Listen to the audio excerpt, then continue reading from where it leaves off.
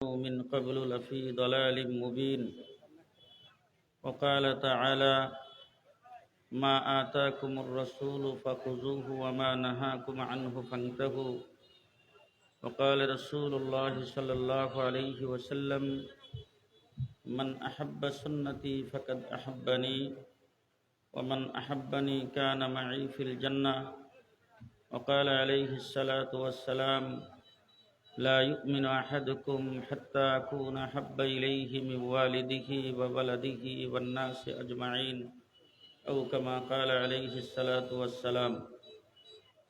محترم صدر اجلاس মুআজ্জাজ হযরত উলামায়ে কেরাম, সমবেত বেরাদারান ইসলাম, মাহফিলের শেষ প্রান্তে এসে আমি আপনাদের সামনে মাহফিলের কর্তৃপক্ষের আদেশক্রমে দাঁড়িয়েছি। যারা এখানে বসা এবং দাঁড়ানো অবস্থায় আছেন, জানি না আপনাদের ধৈর্য কতক্ষণ থাকবে, তবে এই মাজিয়েল মাদ্রাসায় আমি অনেকবার এসেছি। অনেক দিন আগে এই দারাবাজার ব্যবসায়ী সমিতির প্রোগ্রাম, হালুয়াঘাট ব্যবসায়ী সমিতির প্রোগ্রাম, বিভিন্ন প্রোগ্রামে অনেকবার এসেছি। মধ্যখানে অনেক গ্যাপ হয়ে গেছে, দীর্ঘদিন পরে আপনাদের সামনে এসে দাঁড়িয়েছি। আমি যদি এখন খুব সংক্ষেপে কথা বলি, আপনারা যারা এখানে দাঁড়ানো বসা অবস্থায় আছেন, এটা আমার মনে হয় আপনাদের প্রতি বেইনসাফ হবে।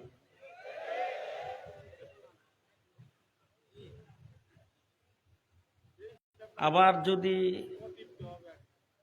খুব লম্বা করি, সেইটাও আপনাদের প্রতি একটা অবিচার হবে। এখন আমি কোনটা করব সেটা চিন্তা করতেছি। তবে সংক্ষিপ্ত সময়ের ভিতরে দুই চারটা কথা আমি আপনাদের সামনে বলবো। আসলে আমার পাশে যিনি বসা আছেন, আপনাদের ময়মনসিংহের কৃতি সন্তান, যাকে দেখলে মাওলানা আতহার আলী রহমতুল্লাহ আলাইহির কথা স্মরণ হয়, যাকে দেখলে মাওলানা ফৈজুর রহমান রহমতুল্লাহ আলাইহির কথা স্মরণ হয়, যাকে দেখলে বালিয়ার পীর সাহেবের কথা স্মরণ হয়, যাকে দেখলে আমাদের আকাবের দ্বীনের কথা স্মরণ হয়, সেই মুফতি মাহবুবুল্লাহ সাহেব এখানে বসে আছেন। ওনার বয়ান আমি দিক দিয়ে গাড়ি দিয়ে যাওয়ার সময় একটু কয়েকটা শব্দ শুনেছিলাম। উনি বলেছিলেন যে এমন একজন ব্যক্তির জীবন আদর্শ আলোচনা করার জন্য এখানে বসেছি, যার আলোচনা সারা জীবন করলেও তার জিন্দেগির একটা মুহূর্ত আলোচনা শেষ হবে না। আজকের আমার নবী মুহাম্মদুর রাসূলুল্লাহ সাল্লাল্লাহু আলাইহি ওয়াসাল্লামের জীবনী আলোচনা, সেই আলোচনাটা বাহ্যিক দৃষ্টিতে বই পুস্তকের মাধ্যমে সাহাবায়ে কেরাম থেকে শুরু হয়েছে, অদ্য পর্যন্ত হচ্ছে। আজকেও ঢাকা শহরে যদি যান, বাইতুল মুকাররমের সামনে পক্ষকাল বিপি বইমেলা শুরু হয়েছে, সিরাতুন নবী বইমেলা। যদি বাংলা বাজার, চকবাজারের দিকে যান, এমনকি ময়মনসিংহ শহরেও যদি যান, বড় বড় পুস্তক প্রকাশকগুলো, বাংলাদেশের বড় বড় সাহিত্যিকেরা প্রতি বৎসর রাসূলের জীবনী নতুন নতুন বই পুস্তক বের করে থাকেন। বিভিন্ন সংস্থা রবিউল আব্বাল মাস আসলে সিরাতুন নবীর নামে স্মারকলিপি বের করে। শুধু বাংলা ভাষায় নয়, পৃথিবীর সকল ভাষাভাষীরা রাসূল প্রেমের নিদর্শন হিসাবে বই পুস্তক নতুন নতুন করে রবিউল আব্বাল মাস আসলে বের করে থাকেন। সেই ধারাবাহিকতা কিয়ামত পর্যন্ত চলতে থাকবে। কিন্তু যে যেই বই পুস্তক বের করেন, যে যত বড় বই পুস্তক লিখেন, কোন ব্যক্তি বলতে পারবে না রাসূলের জীবনী আলোচনা করে আমি শেষ করতে পেরেছি। আজকে তাম পৃথিবীর যত মানুষ, আমাদের মুফতি মাহবুবুল্লাহ সাহেব এখানে আছেন, আমি যদি ওনার জীবনী আলোচনা করি, উনি যেদিন দুনিয়ার থেকে চলে যাবেন, তিনি তার জিন্দেগি যখন আলোচনা হবে, তার জীবন আদর্শের গ্রন্থ যখন বের হবে, তার জীবনী আলোচনাটা শুরু হবে জন্মের থেকে মৃত্যু হইছে শেষ। কথা বলবেন? জি। মাওলানা আতহার আলী সাহেবের আলোচনা করবেন জন্ম থেকে শুরু মৃত্যুতে শেষ। ফয়জুর রহমান সাহেবের আলোচনা করবেন জন্ম থেকে শুরু মৃত্যুতে শেষ। মঞ্জুল ইসলাম সাহেবের আলোচনা করবেন জন্ম থেকে শুরু মৃত্যুতে শেষ। ফখরে বাঙ্গালের আলোচনা করবেন জন্ম থেকে শুরু মৃত্যুতে শেষ। হাফিজ হুজুর আলোচনা করবেন জন্ম থেকে শুরু মৃত্যুতে শেষ। ইমামে আজম আবু হানিফার আলোচনা করবেন, ইমাম বুখারী আলোচনা করবেন, আব্দুল কাদের জিলানীর আলোচনা করবেন, মঈনুদ্দিন চিশতির আলোচনা করবেন, মুজাদ্দিদ আল-ফিসানির আলোচনা করবেন। প্রত্যেকের আলোচনা জন্ম থেকে শুরু হবে মৃত্যুতে শেষ। এমনকি কোন লিডার, কোন দার্শনিকের আলোচনা যদি করেন, আমার বাংলাদেশের শেখ মুজিবুর রহমানের আলোচনা করবেন জন্ম থেকে শুরু মৃত্যু হইলে শেষ। জিয়াউর রহমানের আলোচনা জন্ম থেকে শুরু মৃত্যু হইলে শেষ। তাম পৃথিবীর সকল মানুষের আলোচনা জন্ম থেকে শুরু হবে মৃত্যুতে শেষ হবে। আমার নবীর আলোচনা পৃথিবী সৃষ্টির হাজার হাজার বছর আগের থেকে শুরু, জান্নাতে যায় শেষ।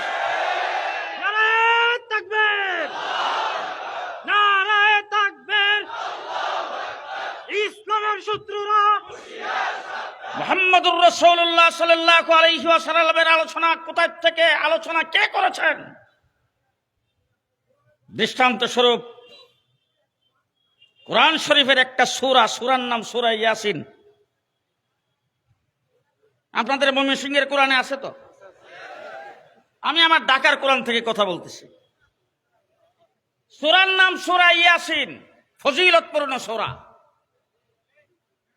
এই সূরা সম্পর্কে হাদিসের এক রাওয়ায়াতে আছে, আল্লাহ পাক পৃথিবী সৃষ্টির হাজার বছর আগে এই সূরা তেলাওয়াত করেছেন। তেলাওয়াত করছেন কে?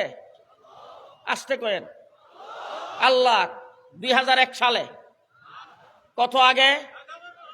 পৃথিবী সৃষ্টির হাজার বছর আগে আল্লাহ পাক তেলাওয়াত করেছেন।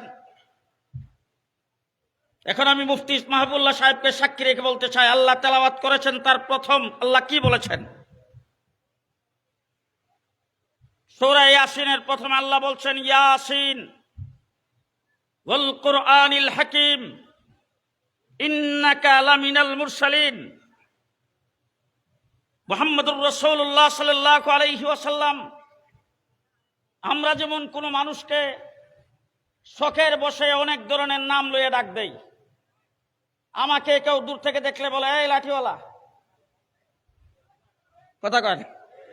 একজন মানুষ সাথী মাতার দেখলে বলে, এই সাথীওয়ালা। কোরআন শরীফ তালাশ করে দেখেন, আল্লাহ তাবারক ওয়া তাআলা আল্লাহ পাকের মাহবুবকে ডাক দিয়েছেন, ইয়া আইয়ুহাল মুযাম্মিল, ইয়া আইয়ুহাল মুদ্দাসসির, তাহা, ইয়াসিন। ইয়াসিন রাসূল সাল্লাল্লাহু আলাইহি ওয়াসাল্লামের একটি নাম।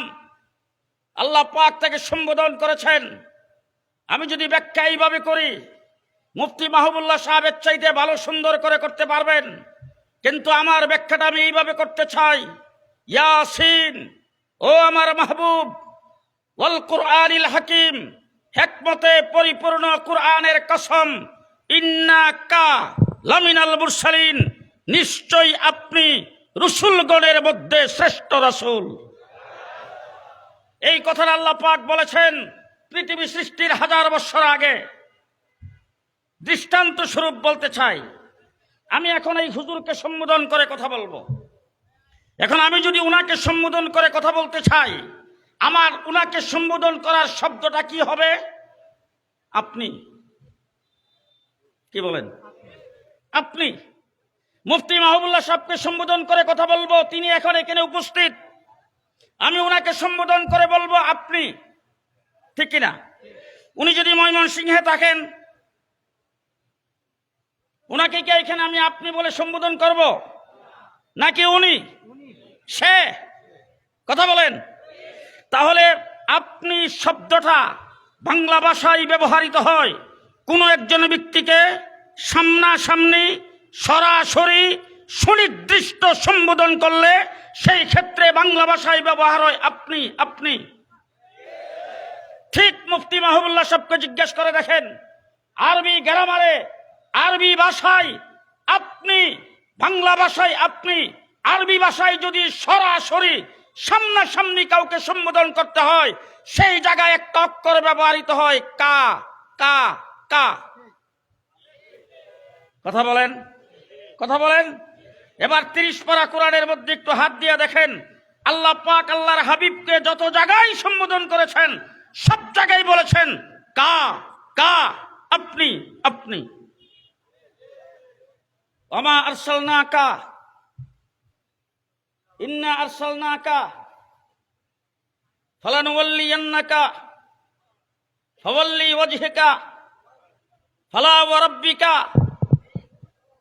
ওয়াদ-দুহা ওয়াল-লাইলি ইযা সাজা মা ওয়াদ্দাআকা রাব্বুকা ওয়া মা ক্বালা ওয়ালাল আখিরাতু খায়রুল লাকা মিনাল উলা ওয়ালা সাওফা ইউতিকা রাব্বুকা ফাতারদা আলাম ইয়াজিদকা ইয়াতীমান ফাআওয়া ওয়া ওয়াজাদাকা দাল্লান ফাহাদা ওয়া ওয়াজাদাকা আইলান ফাআগনা আলাম নাশরাহ লাকা সাদরাকা ওয়া ওয়াদানা আনকা বিজরাকা আল্লাযী আনকাযা যাহরাকা ওয়া রাফা'না লাকা যিকরাকা ইন্না আতাইনাকা ফাসাব্বিহ বিহামদি রাব্বিকা।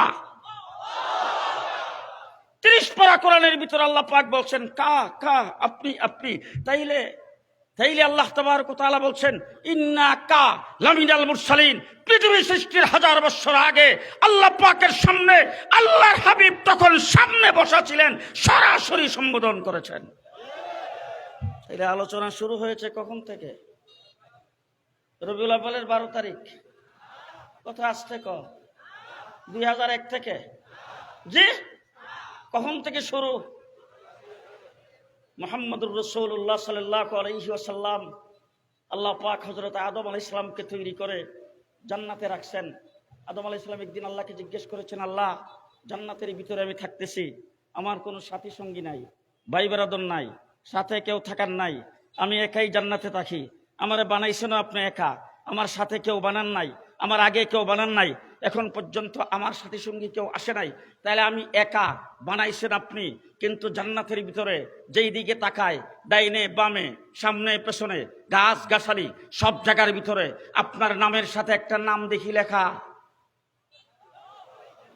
আল্লাহ পাক জিজ্ঞেস করেছেন, আদম, নামটা তুমি কোথায় লেখা দেখলা? কি নাম লেখা দেখলা?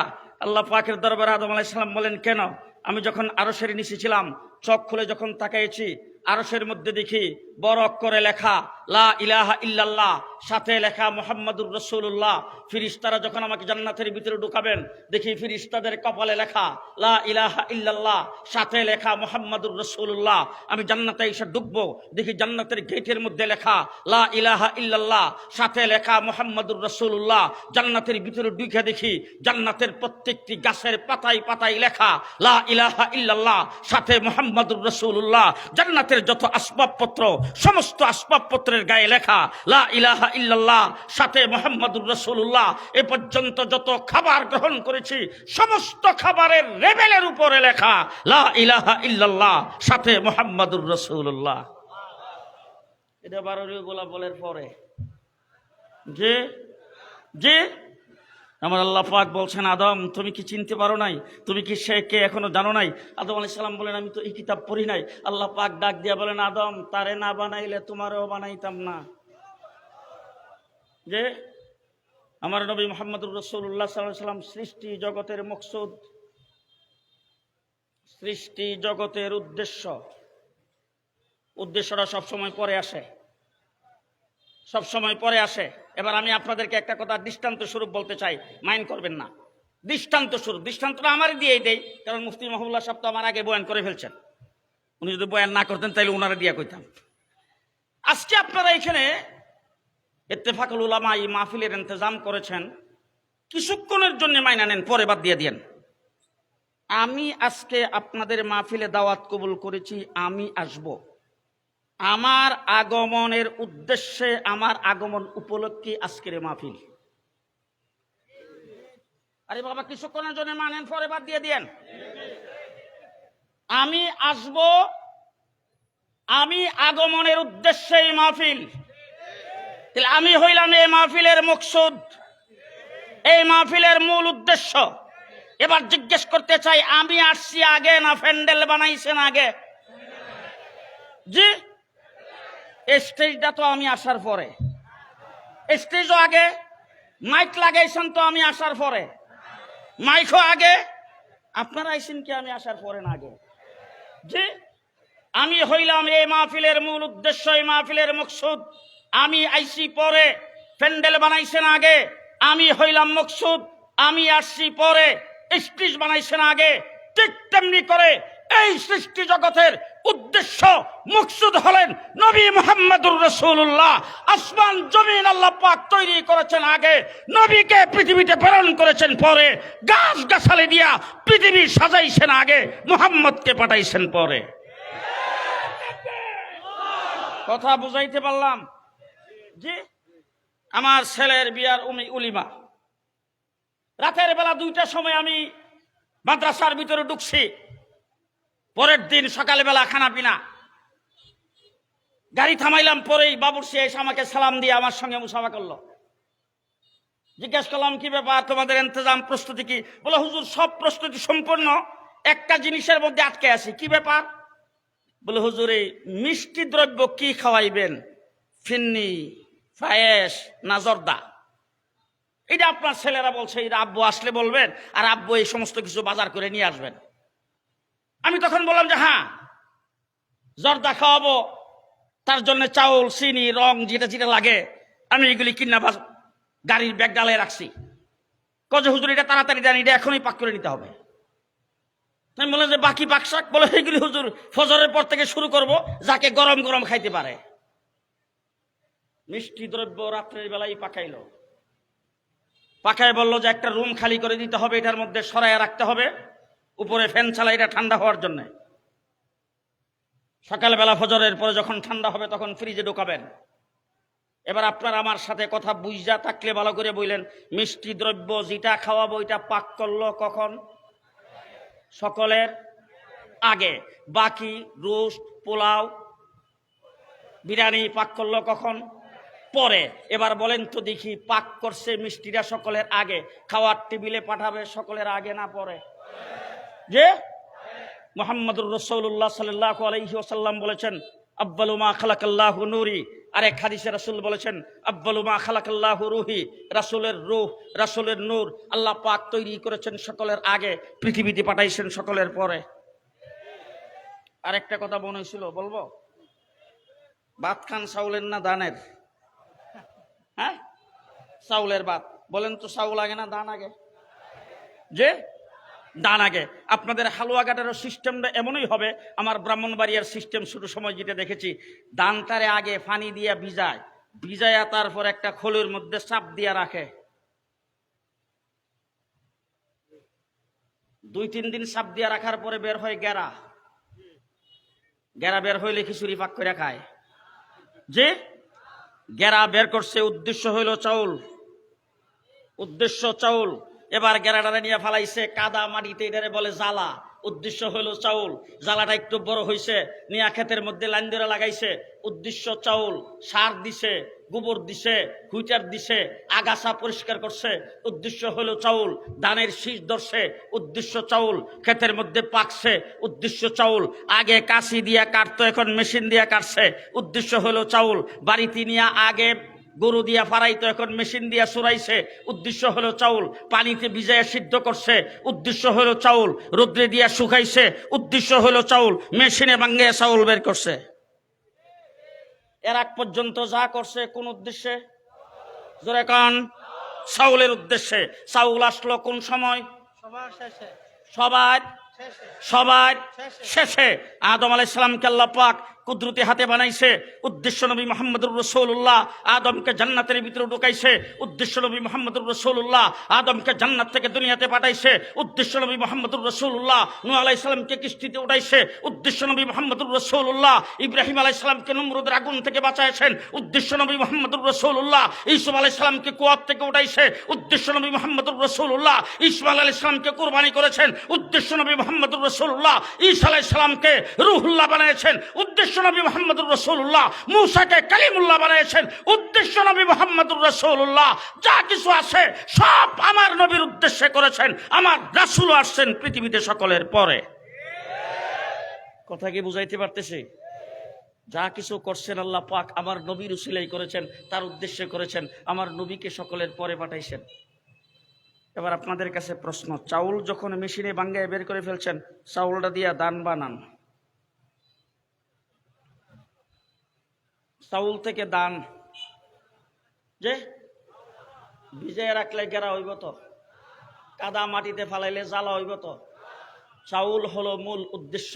চাউল হয়ে যাওয়ার পরে চাউল দিয়ে যেমন দান করা যায় না, আমার নবী হলেন সৃষ্টি জগতের উদ্দেশ্য। নবী মুহাম্মদ পৃথিবীতে আগমনের পরে নতুন কোন নবী হওয়া যায় না। কথা কি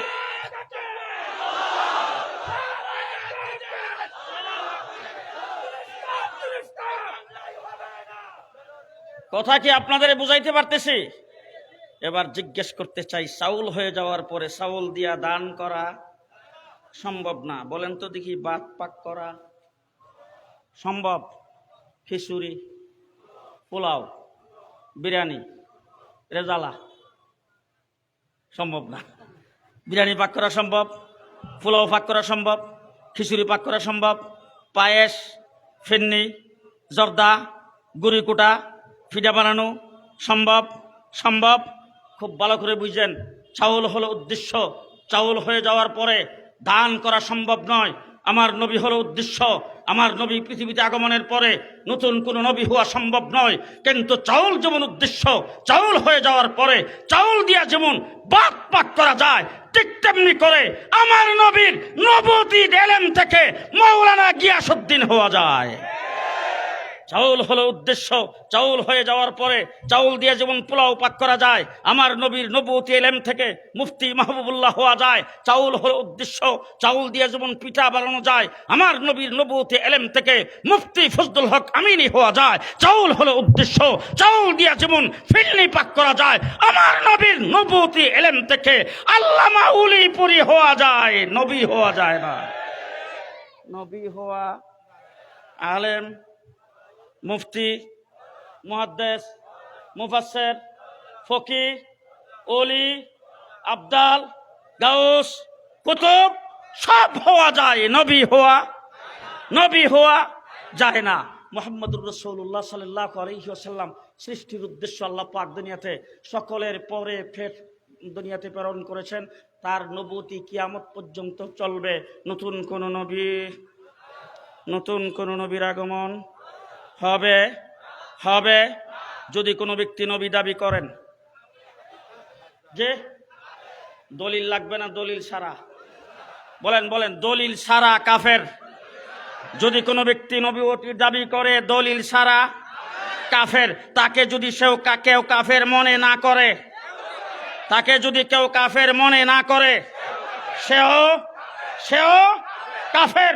পরিষ্কার ভাষায় বলে যাচ্ছি, বাংলাদেশের সরকার, মন্ত্রী পরিষদ, এমপি, সংসদে যারা আছেন, প্রেসিডেন্ট থেকে শুরু করে বিরোধী দল সহ तमाम বাংলাদেশের মুসলমান দাবি করার পরে কোন ব্যক্তি যদি আমার নবীর পরে মির্জা গোলাম কাদিয়ানী নবী দাবি করেছেন, এই বন্ডদেরকে কাফের মনে না করে, তারাও কাফের।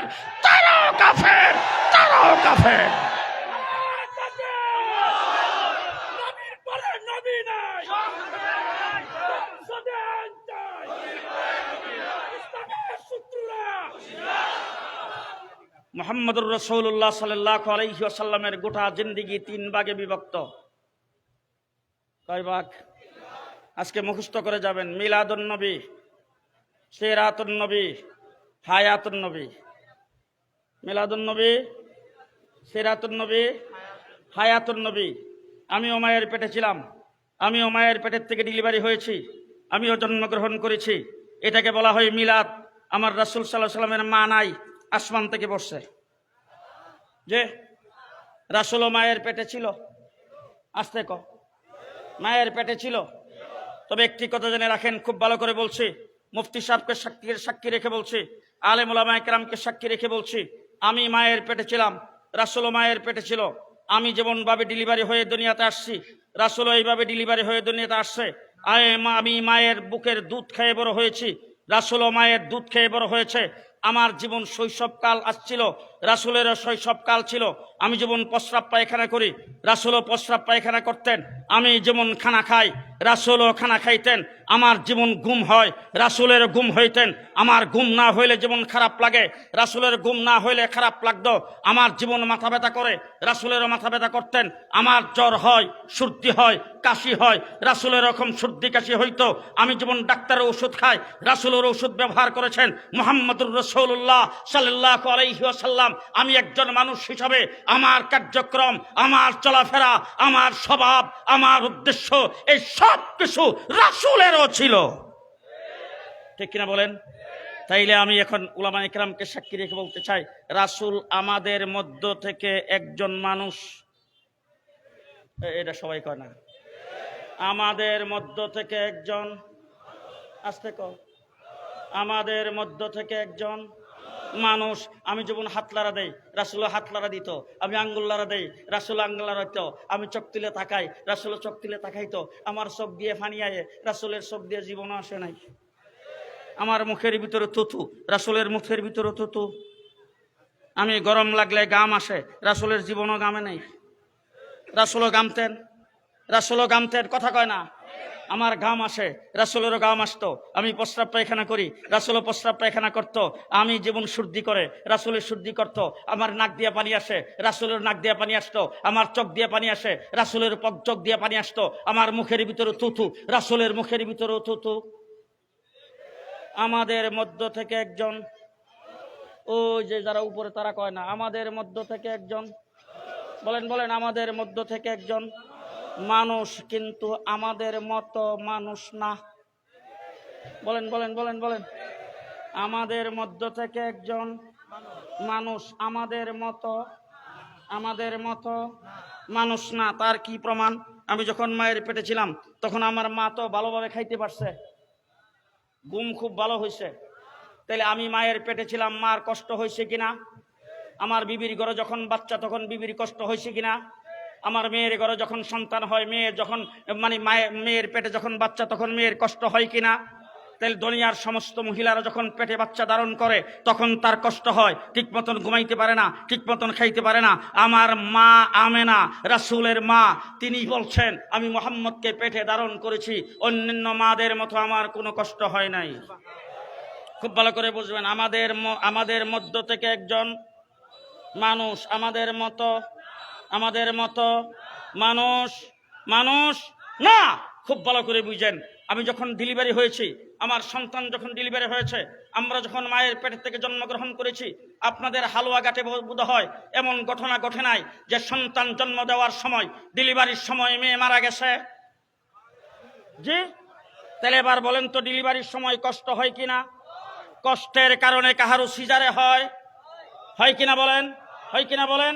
মুহাম্মদুর রাসূলুল্লাহ সাল্লাল্লাহু আলাইহি ওয়াসাল্লামের মা তাকে ডেলিভারি করেছেন। মা আমেনা বলেন, আমার কোনো কষ্ট হয় নাই। ভালো করে বুঝেন, আমাদের মধ্য থেকে একজন মানুষ, আমাদের মতো মানুষ নয়। এবার আসেন, আমি যখন জন্মগ্রহণ করেছি, আমি যেই ঘরে জন্মগ্রহণ করেছি, আমাদের দেশে সেই ঘরটাকে সডিঘর বলে, আউসঘর বলে। আপনারা কি বলেন? জি। এই ঘরের মধ্যে দুর্গন্ধ না সুগন্ধ? যে আপনাদের দেশে ধূপ জ্বালায় কিনা, স্প্রে করে কিনা?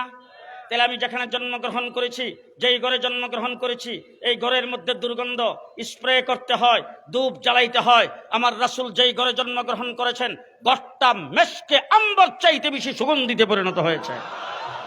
আমাদের মধ্য থেকে একজন মানুষ, আমাদের মতো মানুষ নয়। এবার আপনারা লজ্জা করবেন না, আমি যখন জন্মগ্রহণ করেছি পুরুষ হিসাবে, আমার বাবা আমাকে খতনা করাইছে, আপনাদের করাই নাই।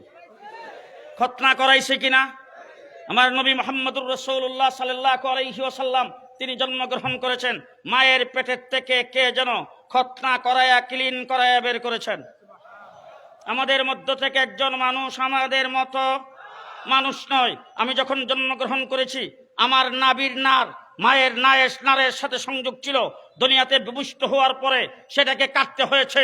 আমার রাসূলের নার মায়ের পেটের থেকে কে যেন কেটে ক্লিন করে বের করেছেন। আমি যখন জন্মগ্রহণ করেছি তখন আমি দুনিয়াতে আসার পরে আমাকে গোসল করাইতে হয়েছে, আমাকে তখন ভালো কাপড় দিয়া মুছতে হয়েছে, আমাকে ভালো পানি দিয়া ধুইতে হয়েছে। মুহাম্মদুর রাসূলুল্লাহ সাল্লাল্লাহু আলাইহি ওয়াসাল্লাম তিনি জন্মগ্রহণ করেছেন, কে যেন তাকে গোসল করায়া ক্লিন করে মায়ের পেটের থেকে বের করে দিয়েছেন। আমাদের মধ্য থেকে একজন মানুষ আমাদের মতো মানুষ নয়। আজকে বড় বড় আল্লাহর ওলি আব্দুল গাউস কুতুব তারাও যখন থাকে তখন তার শরীর থেকে গাম বের হয় না। আমাদের মুফতি মাহবুবুল্লাহ সাহেব গামে না, গামে তো ওনার গামের থেকে সুগন্ধ না দুর্গন্ধ? মুফতি ফয়জুর রহমান সাহেব রহমতুল্লাহি আলাইহি উনি যখন গামতেন তখন ওনার গামে সুগন্ধ। আথার আলী সাহেবের গামে, প্রত্যেকের গামের মধ্যে দুর্গন্ধ। আমার নবী মুহাম্মদুর রাসূলুল্লাহ সাল্লাল্লাহু আলাইহি ওয়াসাল্লামের গামটা ছিল মেশকে আম্বরের চাইতে বেশি সুগন্ধ। হযরতে আনাস রাদিয়াল্লাহু তাআলা আনহু দামেস্কে এক মসজিদের খতিব, উনি যখন মসজিদে এসে ঢুকার পরে মুসল্লিরা দেখে উনি এমন সুগন্ধি ব্যবহার করে আসছেন, গোটা মসজিদ সুগন্ধিতে মুখরিত হয়ে গেছে। তখন মুসল্লিরা বসে বসে ভাবতে থাকে, এত ভালো ব্র্যান্ডের আতর উনি কোথা থেকে পাইল রে? মনে হয় ইনি দিল্লি গেছিলেন। কেউ কেউ বলে না না, মনে হয় করাচি গেছিলেন। কেউ বলে না, মনে হয় ঢাকার থেকে আনছে। এখন তারা বাহিরে যাইয়া বিভিন্ন ব্র্যান্ডের আতর ভালো দাম দিয়ে কিনা সেটা ব্যবহার করে শুক্রবার দিন মসজিদে যায়। যাওয়ার সময় মনে মনে ভাবে, আজকে যেটা লাগাইছি এরকম ভালো আতর আমাদের খতিব সাহেব কোথাও পাই নাই, নিশ্চয়ই আজকে আমারটা খুব বেশি সুগন্ধি হবে। কিন্তু তারা যায় মসজিদে বসা, যখন খতিব সাহেব আইসা ভিতরে ঢুকার সাথে সাথে দেখে তাদের সুগন্ধি কোথায় যেন চলে গেছে। খতিব সাহেবের শরীরের সুগন্ধি সারা মসজিদে ছড়িয়ে পড়ছে। এরকম কয়েক জুমা দেখার পরে তখন খতিব সাহেবের জায়গা রেখা কয়েকজন বললেন, হুজুর বুঝতেই পারলাম না, আমরা কত ভালো ব্র্যান্ডের কত দামি সেন সুগ্রান আমরা ব্যবহার করে আসি, সুগন্ধি ব্যবহার করে আসি, কিন্তু আপনি মসজিদে আসার সাথে সাথে সমস্ত সুগন্ধি বিলুপ্ত হয়ে যায়। আপনি কোথায় থেকে কত দাম দিয়া কোথায় থেকে সুগন্ধি আপনি পাইলেন? আপনি বলেন। হযরতে আনাস রাদিয়াল্লাহু তাআলা আনহু বলেন, শোনো, কোনো মার্কেট থেকে আমি কিনি নাই, কোনো ব্র্যান্ডের আতর আমি ব্যবহার করি না। আমি মুহাম্মদুর রাসূলুল্লাহ সাল্লাল্লাহু আলাইহি ওয়াসাল্লামের 10 বছরের খাদেম ছিলাম। রাসূল যখন গামতো তখন কৌশলে রাসূলের গামটাকে আমি চাইশা উঠায়া শিশির মধ্যে বলে রেখে দিয়েছি, জুমা পড়াইতে আসলে সেটা ব্যবহার করে আসি। তাইলে রাসূলের গামের মধ্যে সুগন্ধি, আমাদের গামের মধ্যে দুর্গন্ধ। আমাদের মধ্য থেকে একজন মানুষ, এই জন্যে তিনি গামেন, আমাদের মতো মানুষ নয়, এই জন্যে সুগন্ধি। কথা কি বুঝে আসতেছে? আমি যা কিছু বলতেছি তাহলে উলামায়ে দেওবন্দ রাখিদা, আমাদের মধ্য থেকে একজন মানুষ, আমাদের মতো মানুষ। রাসূল যখন পৃথিবীতে আগমন করেছেন, রাসূলের জন্মের সাথে সাথে পারস্য সম্রাটের 1000 বৎসরের অগ্নিকাণ্ড সাথে সাথে নিভে গেছে। মাওলানা মঞ্জুরুল ইসলাম সাহেব যেদিন জন্মগ্রহণ করেছেন একটা মোমবাতি নিভছে, ফয়জুর রহমান সাহেবের জন্য একটা বাল্ব নিভছে। যে আমাদের মধ্য থেকে একজন মানুষ আমাদের মতো মানুষ নয়। এতক্ষণ পর্যন্ত শেষ কথা বলতে চাই, এতক্ষণ পর্যন্ত আপনাদের সামনে আমি যা বর্ণনা করছি, যা কইছি সব হইল মিলাদ। এরপরও আমরা মিলাদ জানি না। এই যা কিছু কইলাম সব মিলাদ। এই মিলাদের বর্ণনা যদি আমি কইতে থাকি একটা করে, তাহলে সারা রাত্র ফজর পর্যন্ত কইতে পারবো। কিন্তু আমি যদি এখন আপনাদের সামনে মিলাদের বর্ণনা করি, মুফতি মাহবুবুল্লাহ সাহেব এখানে বসে শুনতেছেন, আপনারাও শুনতেছেন, আপনারা যারা শুনবেন আর আমি যে বর্ণনা করব, মুফতি মাহবুবুল্লাহ সাহেবের কাছে ফতোয়া তালাশ করেন, আমিও নফল ইবাদতের সওয়াব পাবো, আপনারাও নফল ইবাদতের সওয়াব পাবেন। কিন্তু বলতে চাই, নফল ইবাদতের সওয়াবটা কি ফরজ আদায় করলে না করলে? আস্তে ফরজ আদায় করলে নফলের সওয়াব না করলে? আপনাদের দারা বাজারের কি অবস্থা আমি এখন জানি না। শুরু সময় যখন দেশে ছিলাম তখন দেখলাম তেল কিনতে গেলে 100 টাকা, আধা সোডা 1 পোয়া, এরকম তেল কিনতে গেলে তেলের বোতলটাতে তেল মাইপা দিয়া একটুখানি তেল ফাও দিয়ে দিত, কথা কয় না। এবার আমি 1 পোয়া তেল কিনলে ফাওটা পাবো না, না কিনলে? কথা কয় না, ঠিক না বে ঠিক? এবার একটা দৃষ্টান্ত স্বরূপ বলতে চাই। আপনাদের দ্বারা বাজারে কমলার দোকান আছে তো? হ্যাঁ, মাঝে এলের একজন ব্যক্তি, একজন মা, খুব অসুস্থ, বুড়া মানুষ, বৃদ্ধা মা, ঘরে একদম শোয়া, বিছনায় পড়া, ছেলে খুব মার ভক্ত, মারে যায় প্রত্যেক দিন মার মাথার কাছে বৈশাখ করলে, মা আম্মা তুমি কি খাইবা, মা তুমি কি খাইবা কো। মা কোজে না রে বাবা হে, আমার কিচ্ছু মনে চায় না, কিচ্ছু খায় না। মা মুড়ি কিচ্ছু খাই না। হঠাৎ করে একদিন রাত্রে 2টার সময় মা ডাক দিয়া কো, বাবা রে একটা কমলা যদি খাইতাম। যেই মার পাগল ছেলে, সেই ছেলে যদি মার কমলা খাওয়ার কথা শুনিতে হেরে হুশ আছে। সকালবেলা উঠতে ফজরের নামাজ পড়ে দৌড়াইয়া দারা বাজারের কমলার দোকানের সামনে এসে দাঁড়াইছে। কমলার দোকান খুলে না। 8টা 9টা যখন বাজছে তখন দোকানটা খুলছে। খোলার সাথে সাথে সে দোকানের সামনে যায়, কো বাবা ফজরের নামাজের পর থেকে আমি দাঁড়ায় দিছি, আমার একটা কমলা লাগবে, তাড়াতাড়ি আমার একটা কমলা দাও। দোকান হলো, দেখো তুমি আমার বনির কাস্টমার, বুঝছে না, সাইটের কাস্টমার। এখন তোমার যদি আমি তোমার কাছে কমলা বিক্রি করতে না পারি, তো সারাদিনে আমার যাত্রা খারাপ। তবে ভালো করে জানালো, কমলা একটা করে বিক্রি হয় না, কমলা বিক্রি হয় হালি হিসেবে, 4টে এক হালি। তুমি কিনলে আমার কাছে 4টে কিনতে হবে। বেটা উঠা কো, বাবারে আমার মা কমলা খাইতে কইছে, কমলা তো আমার মার একটা করা কোন রকম খালি মুখের মধ্যে চিবাদা দিলে 1-2 ফোঁটা মুখে গেলে তো মাকে বোঝার খামো না, আমার তো একটা নিলেই তো আমার জন্য বেশি। দেখো একটা করে কমলা বিক্রি হয় না, তুমি নিলে 4টে নিতে হবে। বেচারা তখন মার জন্য কমলা আনবে, দোকানদারে ডাক দিয়ে, আচ্ছা ঠিক আছে বলো তো দেখি তোমার 4টা কমলা কত হইলে বিক্রি করবা। ওইটাকে দেখো সারাদিন যে কমলা বিক্রি করবো 60 টাকা 70 টাকা খালি। এখন আমার আশেপাশের দোকান কোনোটা খুলে নাই, তা আমি তোমার কাছে বিক্রি করতে পারবো একটু কমে। তবে তুমি আমার সাইটের কাস্টমার হিসাবে তুমি যদি নেও, 1 খালি কমলার দাম হবে 50 টাকা, 1 টাকাও কম নাই। যখন এই কথা কইছে, হ্যাঁ তো মাঝেলের মানুষ খুব চালাক না, হ্যাঁ ওই টাকা আমি দিব 40 টাকা। কয় টাকা? হ্যাঁ এবার ওই টাকা দেখো তুমি আমার সাইটের কাস্টমার, তোমার মোলামুলি করি যদি, তাহলে সারাদিন আমার যাত্রা খারাপ। যদি নেও 50 টাকাই লাগবে, 1 টাকাও কমে বিক্রি করবো না। হ্যাঁ ও 40 টাকার থেকে উপরে উঠে না, দোকানদারও 40-50 টাকার কমে বিক্রি করে না। হঠাৎ করে দোকানদারকে দেখো, তোমার সাইটের কাস্টমার, তোমার সারিয়া দিল তো মুসিবত, তোমার ছাড়তে রাজি না, কাছে আসো। কাছে ডাক্কা নিয়ে কানে কানে কয়, তুমি যদি 4টা কমলা 50 টাকা দিয়ে কিনো, 1টা কমলা তোমারে দিয়ে দিব ফাও। কয়টা? যেই কইছে 1টা কমলা তোমারে দিয়ে দিব ফাও, হেউটা আমি তো তোমার কাছে একটাই চাইছিলাম, ফাও যেটা দিবা সেটা দিয়া লাও। আপনারা বলেন তো দিব তো না? দোকানদারের কাছে কোনো কিছু থাকলে যে যে মাথার থেকে পায়ের পাতা পর্যন্ত 3.5 হাত বড়িতে নবীর আদর্শ নাই, তোমার সর্দারিতে নবীর আদর্শ নাই, নবীর সুন্নত নাই, তোমার দোকানদারিতে নাই, তোমার পরিবারে নাই, তোমার আচার অনুষ্ঠানে নবীর সুন্নত নাই। তুমি মিলাদুন নবী, দুষ্টে জুলুসে মিলাদুন নবী বইলা স্লোগান দাও, তুমি এরকম ফাও খাওয়াইতে অভ্যাস। ঠিক কিনা বলেন? মুফতি মাহবুবুল্লাহ সাহেব, উনি কিন্তু আবার ফিস সাহেব, জানেন তো আপনারা? হ্যাঁ, উনি ওয়াজ করছে, মাথার মধ্যে ফাগরি বান্দা নামাজ পড়লে 1 রাকাতে 27 রাকাতের সওয়াব। হ্যাঁ ওয়াজ শুই না, মাথার মধ্যে একটা কাপড় ফেসাইলে যদি এত সওয়াব হয়, এই সওয়াব সারে কেনা? হ্যাঁ নিয়ত করে গেছে যে আজকের থেকে ফাগরি আর ছাড়তাম না। পরের দিন মসজিদে নামাজ পড়তে গেছে, ফাগরি নিতে মনে নাই, ফাগরি কথা ভুলে গেছে।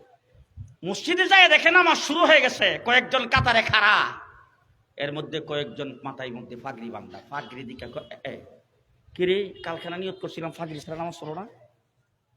এখন মসজিদের ডাইনে ভাবে তাকাইছে, কোথাও কোনো একটা কাপড় টাপড় কিছু পাই কিনা যেটা দিয়ে ফাগরি বানবে। কিচ্ছু না পাইয়া নিচের দিকে তাকায় দেখে লুঙ্গিটা পরনে, লুঙ্গি টান্দা খুইলা মাথায়। এবার আমি জিজ্ঞেস করতে চাই, ফাগরি বান্দা সুন্নত, লুঙ্গিটা যে খুললো যে কি তর কইল, সোয়াব হইল কয়টা? কথা দি কয় না যে আরে নবীর আদর্শ আর নবীর সুন্নতের উপর আমল না করে নবী সাল্লাল্লাহু আলাইহি ওয়াসাল্লামকে যারা গালি দেয়, নবীর বিরোধিতা যারা করে, তাদের বিরুদ্ধে কোনো প্রতিবাদ না করে তুমি দুষ্টে জুলুস আর মিলাদ কায়েম করবা, লুঙ্গি খুইলা মাথায় বানবা। ঠিক কিনা বলেন? মুফতি মাহবুবুল্লাহ সাহেব সবাইকে বলে দিছে, এই তাহাজ্জুদ পড়লে আল্লাহর ওলি হওয়া যায়, সবাই তাহাজ্জুদ পড়বা। নিয়ত করে গেছে আজকে থেকে তাহাজ্জুদ ছাড়তাম না। ওয়াজ শুইনা বাড়িতে গেছে রাত্রে 1টার সময় যাইয়া বেগমরে ডাক দিয়া কয়, বেগম হুজুরের কাছে ওয়াজ শুনেছি তাহাজ্জুদ পড়লে বলে আল্লাহর ওলি হওয়া যায়, আমি তাহাজ্জুদ পড়বো, আমি এখন ঘুমাবো না, তুমি ঘুমাও। 4টা পর্যন্ত তাহাজ্জুদ পড়ছে। ওইরা বেগমরে ডাক দিয়া কয়, 1টার থেকে শুরু করে 4টা পর্যন্ত তাহাজ্জুদ পড়ছি, এখন আমি ঘুমাইতেছি, 10টার আগে ডাইখো না। হ্যাঁ, সারা রাত্র যে তাহাজ্জুদ পড়লে আপনাদের এখানে ফজরের নামাজের টাইম কি 10টার সময় হয়? তো মাঝখানটা ফজরের নামাজ ছাইড়া দিল, সারা রাত্র তাহাজ্জুদ পড়ছে, সওয়াব কয়টা? কথা কয় না। ঠিক না বেঠিক? শেষ কথা আপনাদের সামনে বলে গেলাম, বর্তমান পৃথিবীতে মুফতি মাহবুবুল্লাহ সাহেব এখানে আসেন, উনি ইতিহাস পড়েন, গোটা পৃথিবীর খোঁজখবর রাখেন, মিডিয়ার সাথে সংযোগ আছে, উনি একজন সচেতন আলেম।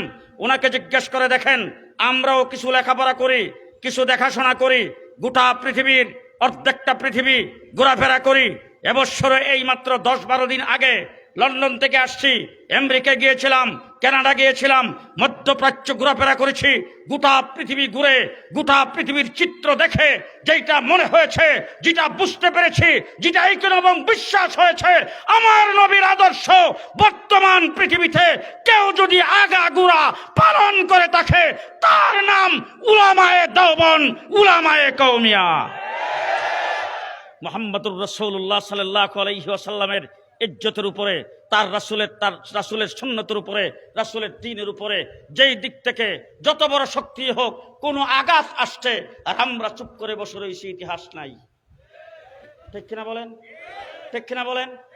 রবিউল আউয়ালের 12 তারিখ আসলে তোমরা পাগল হয়ে যাও, খিচুড়ি লিয়ে মারামারি করো আর জিরাফির ফেস লইয়া টানাটানি করো।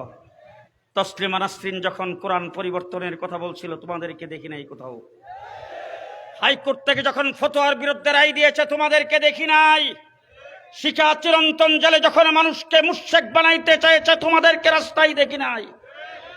বাংলাদেশে যখন গত পেশি সরকারের আমলে শাহবাগে নাস্তিকার মুর্তাজারা যখন আমার নবীকে গালি দিয়েছে, আল্লাহকে যখন গালি দিয়েছে, ইসলামের বিরুদ্ধে যখন কথা বলেছে, রক্ত দেওবন্দিরা দিয়েছে, কওমিরা দিয়েছে, তোমাদেরকে দেখি নাই। সুতরাং মুহাম্মদুর রাসূলুল্লাহ সাল্লাল্লাহু আলাইহি ওয়াসাল্লামের মিলাদুন নবী, সিরাতুন নবী, আমার রাসূল জন্মগ্রহণ করার পর থেকে 63 বছর জিন্দেগিতে রাসূল দুনিয়াতে ছিলেন। 63 বছর বয়সে রাসূল ইন্তেকাল করেছেন। 40 বছর বয়সে রাসূল নবুয়ত পেয়েছেন। এবার রাসূল সাল্লাল্লাহু আলাইহি ওয়াসাল্লামের সিরাতের উপর যদি কোনো ব্যক্তি আমল করতে চায় আর সিরাতের উপর যদি আমল করে, সেই ব্যক্তির ঠিকানা হবে জান্নাতে।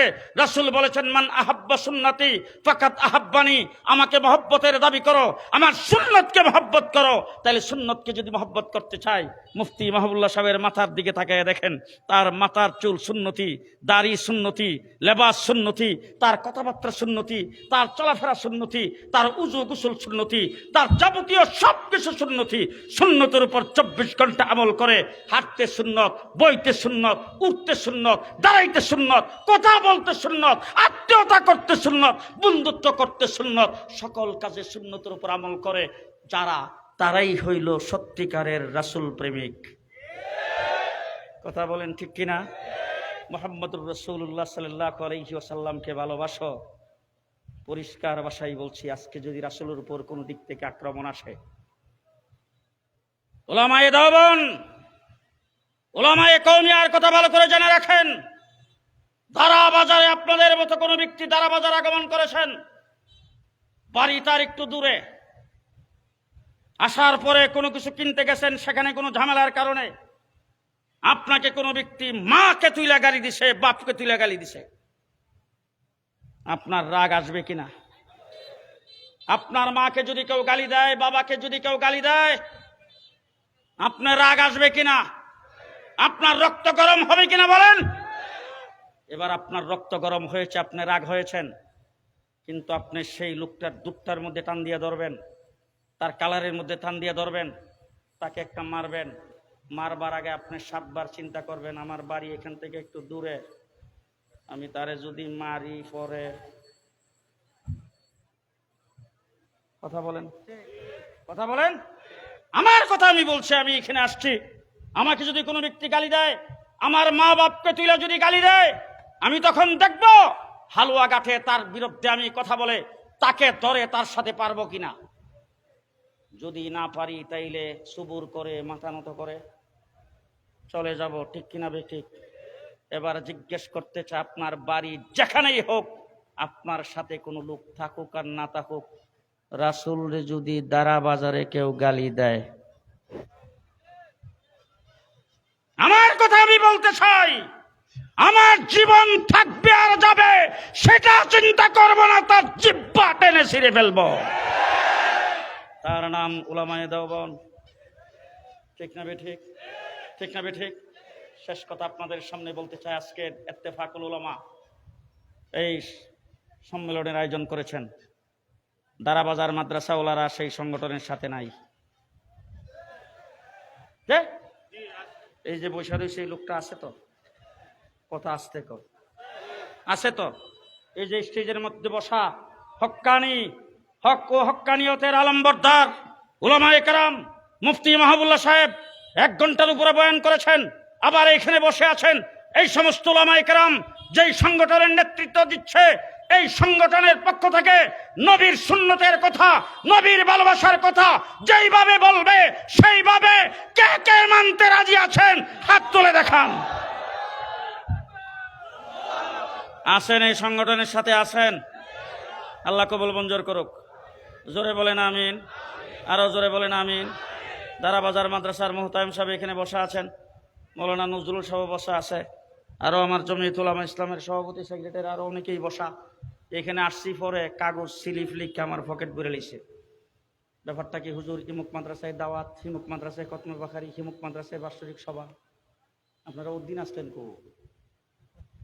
এই দারাবাজার মাদ্রাসায় অনেক আসছি, মৌলানা নজরুল সাহেব প্রত্যেক বছর ফোন দেয়, কিন্তু আমার ডায়েরিটা যখন ফিল আপ হয়ে সারে তখন উনি ফোনটা দেয়। এই বিচারটা আজকে আপনাদের কাছে দিয়ে গেল।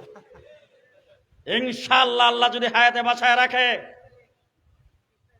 দ্বীনের খাতিরে আজকে 46 বছর বাংলাদেশের টেকনাফ থেকে তেতুলিয়া পর্যন্ত আল্লাহ যতটুকু তৌফিক দিয়েছে হকের কথা বলে আসছি। যতদিন পর্যন্ত দেহের ভিতরে রূহ থাকবে ইনশাআল্লাহ হকের কথা বলতেই থাকবো। কে বেজার হবে আর কে খুশি হবে সেটা দেখার বিষয় নয়। স্মরণ করলে ইনশাআল্লাহ আপনাদের কাছে আরো আসবো, আবারও দেখা হবে। আপনারা যারা ধৈর্যের সাথে এখানে বসে আমার মতন আলায়েক মানুষের কথাবার্তাগুলি শুনেছেন, আপনাদেরকে ধন্যবাদ মুবারকবাদ জানাচ্ছি। আল্লাহ পাক আমাদেরকে রাসূল সাল্লাল্লাহু আলাইহি সাল্লামের সুন্নতের উপর আমল করার তৌফিক দান।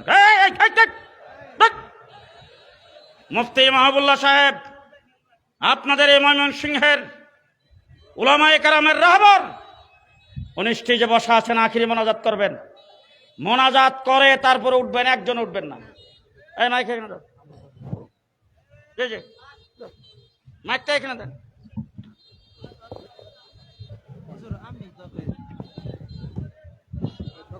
সবাই একটু বসেন, আমরা মাজলিস মাহফিল শেষ করে যাব দোয়ার মাধ্যমে। আমরা আসছি, এখন দোয়া হবে, দোয়ার মাধ্যমে আমরা শেষ করে যাব।